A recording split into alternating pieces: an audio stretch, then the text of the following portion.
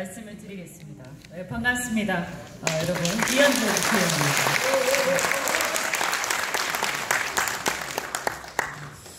아까 이제 황교안 대표랑 여러분들이 다 말씀을 많이 하셨어요. 그런데 이 문재인 정권에 대해서 한마디로 규정하면 뭐냐? 거짓말 정권입니다. 거짓말 정권, 저는 사기 정권이다 이렇게 생각합니다. 왜냐하면 이 사람들은 말이에요, 모두가 평등하게 잘 사는 사회를 만들겠다라고 얘기를 했습니다. 그러면서 공정한 사회를 지향한다라고 얘기를 했죠. 그런데 모두가 평등하게 잘 사는 사회라는 게 현실에서 가능한 얘기입니까? 네, 가능하면 우리가 다 이렇게 좀 못 사는 사람도 잘 사는 사람도 조금씩 더 잘 살게 되어서 더 잘 사는 사회는 만들 수가 있겠죠. 그런데 모두가 평등하게 잘 산다는 것은 있을 수가 없어요. 왜냐? 열심히 하는 사람도 있고 나태한 사람도 있고 또 이런 데 관심이 있는 사람도 있고 저런 데 관심이 있는 사람도 있고 세상사에는 다양한 사람들이 있습니다. 그런데 이 다양성을 무시하고 그것을 똑같이 만들겠다라는 것은요, 그것은 현실에서 불가능한 얘기예요. 그런데 만약에 그 다양한 사람들을 똑같이 만들려면 어떻게 해야 됩니까? 그렇게 하려면 독재를 해야 돼요. 그럴 거 아니에요, 그죠? 나 열심히 안 했는데, 아니 난 열심히 했는데 저 옆에 있는 제가 나보다 훨씬 덜 열심히 하고 별로 기여한 것도 없는데 나보고 똑같이 나누라고 한다면 내가 저항할 거 아니에요, 그죠? 근데 내가 저항하는데 그것을 눌러야 똑같이 평등한 사회를 만들 수 있는 거죠. 그러니까 당연히 독재로 연결이 됩니다. 이게 뭐냐? 이게 사회주의예요. 그래서 문재인 정권은요, 사회주의라고 말하지 않지만 실은 사회주의로 가고 있는 거예요. 모두가 평등하게 잘 살겠다라는 그 말 자체가 사회주의라는 얘기를 하고 있는 거예요. 이번에 근데 우리는 조국을 통해서 사회주의자라고 당당하게 얘기하는 그 사람을 봄으로써, 그리고 그 사람을 억지로 임명을 강행하는 대통령을 봄으로써 문재인 정권은 진짜 사회주의를 지향하고 있구나라는 것을 우리가 확인했습니다. 그렇죠? 그런데 말이에요, 이거야말로 가장 불공정한 겁니다. 그래서 제가 거짓말쟁이라고 하는 겁니다. 모두를 똑같이 부속품처럼 만들려면 열심히 하는 사람, 그 사회에 기여가 더 많은 사람이 불공정해져요. 그래서 억울하게 되는 거예요. 그러니까 지금 문재인 정권이 얘기한 사회와 공정한 사회는 절대 양립할 수 없는 사회예요.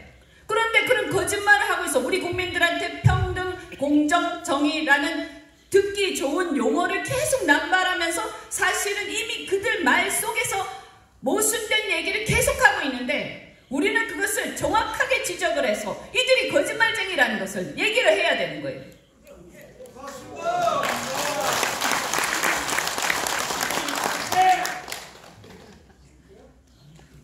가장 대표적인 것 중에 하나가 뭐냐? 이번에 공수처를 주장하고 있습니다. 그런데 그것도 역시 거짓말쟁이. 검찰을 개혁한다고 얘기를 하고 있어요. 검찰을 개혁한다. 누가 검찰 개혁을 반대하겠습니까? 다 좋은 얘기예요. 검찰 개혁 해야 돼요. 검찰이 너무 비대해져서 검찰이 정치를 지배하고 국가를 지배하는 일은 바람직하지 않아요. 그러니까 검찰 개혁에 저도 찬성합니다. 그리고 또 검찰이 정치 권력에 빌붙어서 신여가 된다든지, 그래서 권력에, 살아있는 권력에 복종을 하면서 그 권력의 입맛에 맞는 수사를 계속하게 되면 당연히 그것은 바람직하지 않기 때문에 검찰을 개혁해야 되는 거예요. 그래서 우리는 검찰 개혁한다라고 하면 국민들은 검찰 개혁은 좋은 거구나 라고 생각하고 막연하게 좋은 거구나 라고 생각하고 있는데 갑자기 이들이 검찰개혁을 얘기하면서 뭘 꺼냈냐? 공수처를 꺼낸 거예요. 그러니까 뭐냐면 이 사람들은 거짓말쟁이다. 이런 거죠. 왜냐? 공수처가 뭡니까? 공수처는 고위공직자의 비리만 전담해서 수사하는 수사기관. 그런데 이 고위공직자 그 대상이 한 6,000명쯤 됩니다. 국회, 법원, 검찰 이런 데만 쫓아다니면서 수사를 하는데 제가 얼추 봤을 때 그래도 공수처에 한 100명 이상은 있지 않겠어요, 수사관이? 그러면 그 몇백 명이 6,000명을 쫓아다니면서 수사를 하면 공수처장을 대통령이 임명해놨는데 아무리 뭐라고 해도 자기가 실적을 내야 될 거 아니에요. 그러면 6,000명을 그 6,000명밖에 되지 않는 사람들을 쫓아다니면서 수사를 하게 되면 이거 어떻게 되겠어요? 미행하고 거의 뭐 스토커 하다시피 하지 않겠습니까? 그러면 이런 나라가 뭐죠? 독재국가예요. 이런 나라가 바로 독재국가예요. 그래서 이 사람들이 공수처를 만들어서 그것도 그 공수처장을 누가 임명하냐? 대통령이 임명하죠. 그리고 그 밑에 직원들도 수사관들도 다 대통령이 임명하겠죠. 결국은 대통령이 임명하는 건 마찬가지가 되죠. 그러면 이 사람들은 꼭 검사일 필요가 없습니다. 그냥 법조인이면 돼요. 그런데 조사관 뭐 이런 거 무슨 특위 조사 이런 거 했던 사람들이 수사를 공수처에서 수사관이 될 수 있게끔 지금 하고 있어요. 그러면 제가 볼 때 10중 8구 민변검찰이 탄생하는 겁니다. 그래서 민변검찰이 6,000명의 입법부와 사법부 수사기관, 사정기관을 수사하는 거예요. 여러분 무시무시하지 않습니까? 대한민국은 삼권 분립이 보장되어 있는 나라예요. 그런데 생각해 보세요. 대통령을 견제해야 할 입법부와 사법부를 겨냥해서 수사하는 수사기관을 대통령이 만든다? 이런 무시무시한 일이 어디 있습니까? 이것이 있을 수 있는 일입니까? 절대 없는 일입니다. 그래서 공수처는 세계에서 유례가 없는 이상한 수사기관입니다. 특별 권력기관입니다. 이거는요, 공수처와 유사한 기관이 몇 군데 있습니다. 어디 있느냐? 중국에 고위공직자 부패감찰기구가 있습니다. 그래서 중국의 이 전체주의 국가에서 자기의 정적을 제거하는 데 쓰고 있습니다. 그 다음에 또 어디 있습니까? 바로 우리 옆에 북한에 보위부라는 것이 있습니다. 바로 그런 것입니다. 어떻게 민주주의 국가에서 삼권 분립이 보장되어 있는 국가에서 입법부와 사법부를 겨냥해서 수사하는 공수처라는 기관을 대통령이 임명할 생각하는가? 그런데 이걸 가지고 검찰 개혁이라고 거짓말을 하고 있는데 우리는 쏟고 있습니다. 절대로 이것은 묵과할 수 없는 일이고, 저는 이 사태 자체가 이러한 공수처를 버젓이 내놓으면서 주장하는 것 자체가 바로 문재인 정권은 겉으로는 민주화 세력이라고 하지만 실은 완전한 전체주의 세력입니다. 그래서 우리는 얘기해야 됩니다. 야, 대한민국 민주주의를 외치는 자들, 과거의 민주주의를 외쳤던 자들이야말로 일어서서 문재인 정권의 이 독재에 항거해야 된다.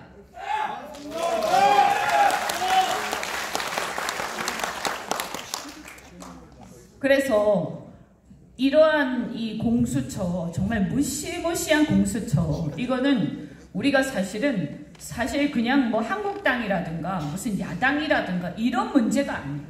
대한민국이 이렇든 저렇든 간에 민주주의가 발전을 해왔어요.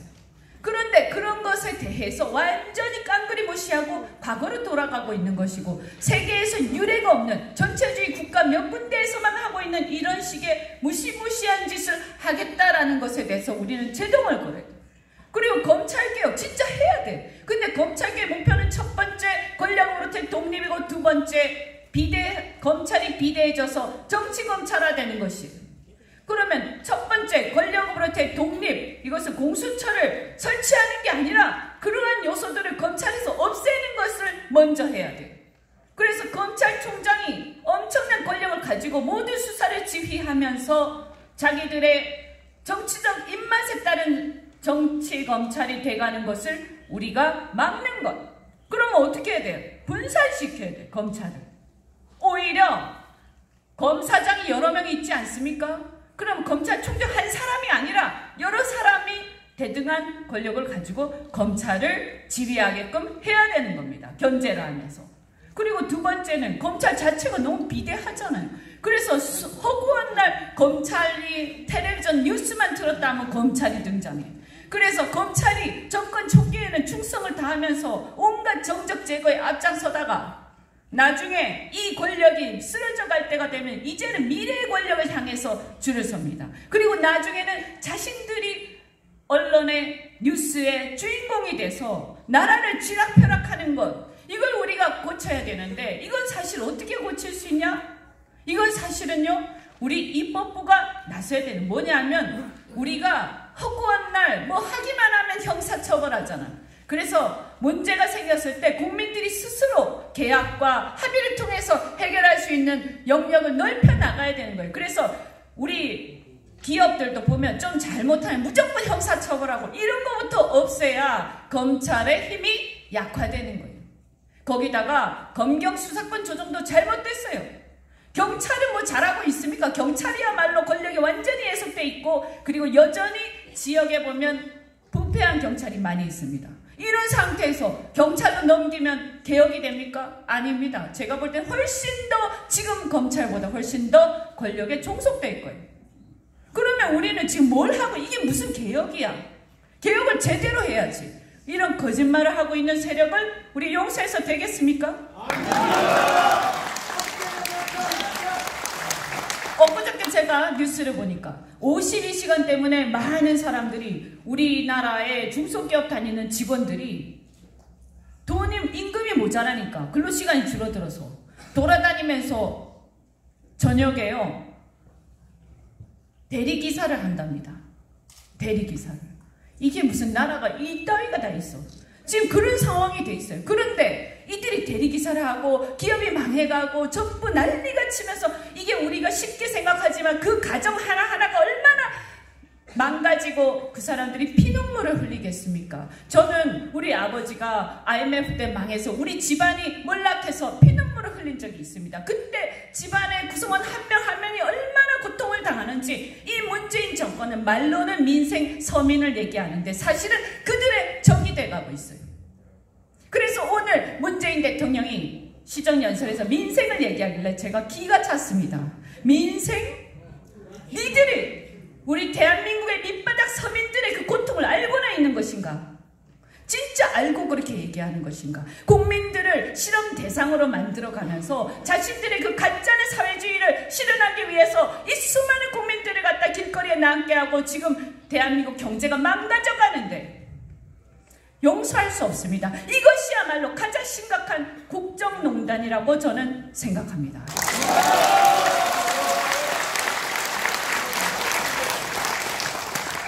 이루 말할 수가 없습니다. 아까 우리 장관님이 말씀하셨지만 대한민국 지금 북한하고 관계는 어떻게 돼가고 있습니까? 여러분 며칠 전에 그 북한에서 벌어진 축구 시합을 보십시오. 그 축구 시합을 통해서 우리는 여실히 깨달았습니다. 아마 우리 젊은이들이 깨달았을 겁니다. 북한은 자유가, 개인의 자유가 보장되지 않는 고립된 압제국가라는 것을 우리 젊은이들이 깨달았습니다. 이런 나라하고 무슨 연방제 통일이니 쓸데없는 소리를 하는 겁니까? 말이 됩니까? 우리는 이 나라가 북한이 자유민주주의 국가가 되도록 우리는 사실은 그런 방향으로 유도를 해야 되는데 지금 평창올림픽에서 비핵화한다고 하더니 2년이 지났는데 사실 가만히 생각해보면 비핵화는커녕 북한의 핵은 고도화되기만 했습니다. 결국 뭡니까? 우리는 박수를 치고 그들이 악수하는 것을 보면서 뭐가 나아지는가 했지만 실은 우리는 완전히 속았습니다. 그래서 이 거짓말 정권은 우리는 심판을 해야 돼요. 심판.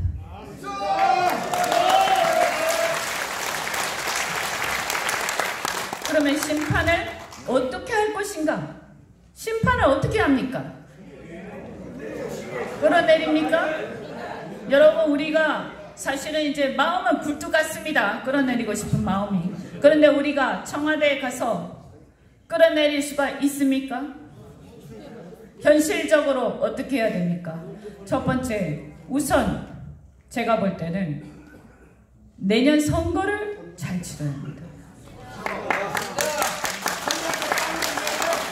내년 선거를 압도적으로 승리를 해서 내년 선거에서 판도를 바꿔야 합니다. 그러면 제가 볼 때는 지금 사실은 적폐청산을 내세워서 정적 제거에 몰두하고 있는 저 재판들이 지금 묘하게도 지금 대법원에서 진도가 안 나가고 있는데 그게 이유가 뭐라고 생각합니까? 대법원에서 진도가 나가지 않고 있는 이유는 내년 선거 결과를 보고 편승하기 위해서라고 저는 생각합니다. 그래서 우리는 내년 선거가 무엇보다도 중요한데요. 자, 이대로 그럼 우리 냉정하게 살펴볼 필요가 있어요. 전 정치 분야니까 이 말씀을 드리겠습니다. 이대로 내년 선거 승리를 장담할 수 있습니까? 무조건 단일해야 돼요. 굉장히 어렵죠. 자, 우선 뭐냐 하면 그러면 통합을 해야 된다고 다들 외치는데 통합이 외친다고 되는 게 아니지 않습니까? 그죠? 그러면 저는 어제 제가 글을 하나 썼습니다. 싸우지 않은 자, 통합을 외칠 자격이 없다. 싸우지 않은 자는 통합의 깃발을 들 자격이 없다. 그냥 조용히 따라와라. 저는 그렇게 생각합니다. 그리고 두 번째, 통합이 아무리 된다 한들 그 통합이 그냥 단순한 통합이어서 국민들이 감동하겠습니까? 그 통합은 혁신과 병행된 통합이어야 합니다. 국민들은 변화된 모습을 보고 싶어 합니다. 그러면 혁신의 대상이 통합을 외치면 되겠습니까? 가다가 다시 다 돌아옵니다. 그죠? 그래서 저는 역시 마찬가지입니다. 다 서로 가슴에 손을 얹고 있다 보면 자기 스스로가 혁신의 대상인지 아닌지를 알 것입니다. 그러면 혁신의 대상들은 그렇다고 다 뺄 수는 없잖아요. 우리가 이겨야 되는데. 대신에 저는 그렇게 얘기하는 거죠. 조용히 그냥 따라오세요.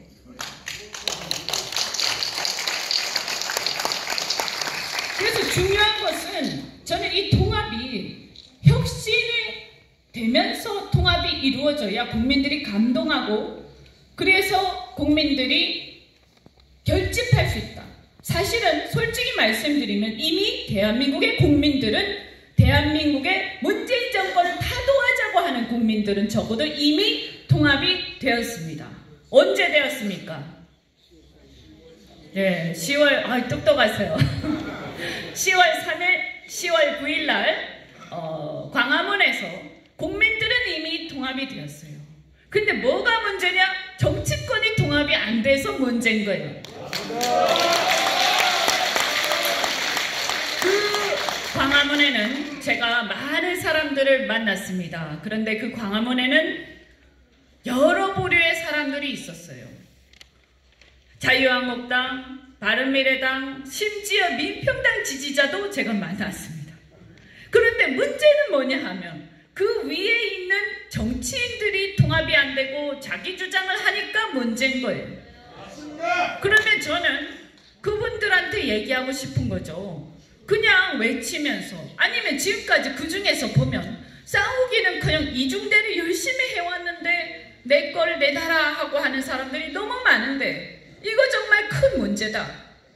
어쨌든 지금 이 상황에서 저는 이런 생각을 해봅니다. 여러분이 아마 느끼셨겠지만 저 문재인 정권을 이기려면 지금처럼 두리뭉실 흐리멍덩 해가지고 될 턱이 없습니다. 그렇지 않습니까? 그러면 어떻게 해야 되겠어요? 저는 감히 얘기합니다. 지금 말이죠. 이 86 운동권 세대들을 몰아내야 되는데, 이 대한민국 역사 속에서 정말로 몰아내야 되는데, 그들이 그래도 밖에서 열심히 일한 사람들 빼고 이 정치권에서 누릴 만큼 누린 사람들 얘기하는 겁니다.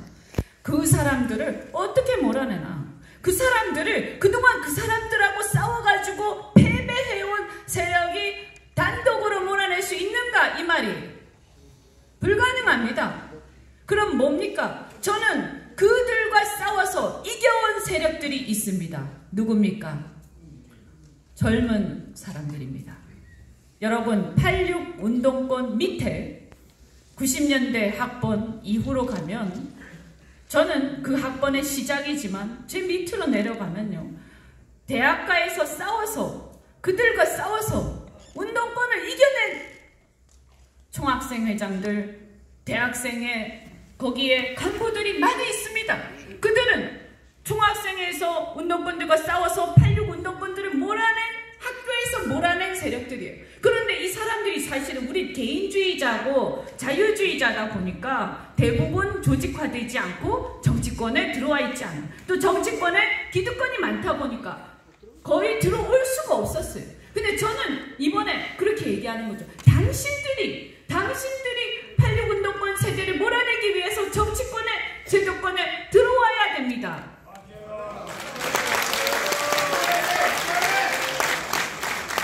그래서 제가 이 자리를 빌려서 부탁드립니다. 지금 말입니다. 전 세계의 흐름, 대한민국의 흐름, 이 시대적인 흐름은 시대의 교체에 있습니다. 이제는 이 운동권 세력의 시대를 끝내고, 그래서 과거에 우리가 이승만 대통령과 박정희 대통령, 이런 분들이 그 시대에서 새로운 시대를 열었던 혁명가적 사고와 행동을 보여준 것처럼, 이제는 이 시대에서 새로운 대한민국의 시대를 열 사고와 혁명가적 그런 행동을 할 수 있는 우리 젊은 세대들이 나서야 한다라고 생각합니다.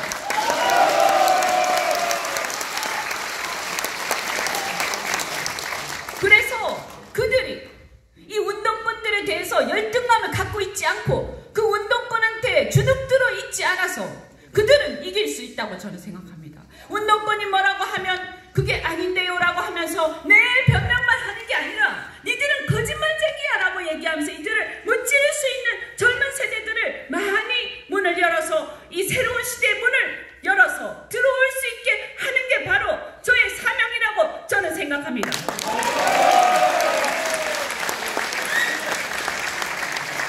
앞으로 이번에 우리가 내년 총선거에서 이기는 방법, 그리고 그 다음에 정권교체, 단지 우리가 권력을 뺏어서 우리가 다시 우리의 명예를 회복하고 과거에 정말 빛나는 대한민국의 역사를 회복하자. 그래서 그 시대에 가장 혁명적인, 자, 이승만 대통령 그 시대에 어떻게 했습니까? 고종한테 덤비면서 고종한테 중추원을 설립하고 입헌군주제를 도입하자라고 도발적인 주장을 하다가 사실은 감옥까지 갔죠. 종신형을 받고.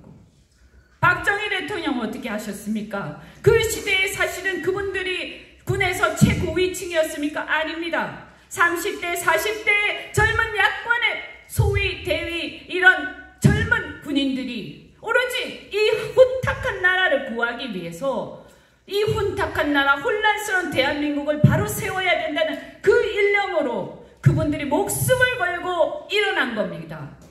그래서 그게 단순한 쿠데타가 아니라 혁명적 성격을 갖고 있다고 우리는 얘기하는 겁니다. 그래서 우리가 이승만 대통령과 박정희 대통령의 정신을 말로만 이어받는 게 아니라 우리가 진정 이어받는 것은 무엇인가? 이 시대에 대한민국 2020년을 앞두고 있는 이 시대에서 이제 과거의 기득권을 향유하는 데 머물러 있지 않고 대한민국의 새로운 시대를 여는 그런 혁명적 세력을 만들어내고 그 시대를 열 때, 그래서 대한민국의 보수는 뭡니까? 한국의 역사를 이끌어온 세력입니다. 대한민국의 역사를 만들어온 세력입니다. 그래서 이제는 보수가 기득권을 향유하는 게 아니라 대한민국의 역사를 다시 만들어내는 세력을 만들 때, 그때 한국의 보수는 다시 평가받을 것입니다.